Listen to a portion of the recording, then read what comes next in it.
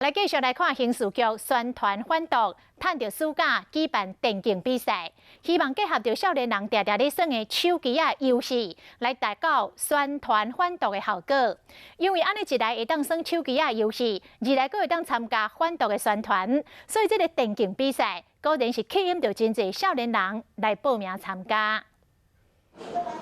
闻看卖，要看卖，这是啥物毒品？刑事警察局结合即马热门的手机游戏，甲宣导反毒的活动，结合电竞比赛，两个做伙办，果然吸引真侪少年人报名参加。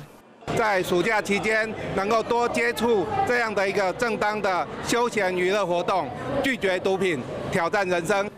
借着电竞的比赛，先吸引少年人的目光，再搁利用暑假期间推出的反毒的宣传，希望少年人对这比赛当中会当得到反毒的资讯，互大家伫游戏的过程，把反毒意识吸收起来。现场也邀请玩家甲警员做伙来比，这刑事局的特警。督捕的特勤队毛电视缉毒的装备，现场毛这类毒品，会当互观众学习安怎辨识这身躯边可能出现的毒品犯罪征兆，嘛会当及时通报，希望透过警民合作，互毒害伤害是愈来愈少。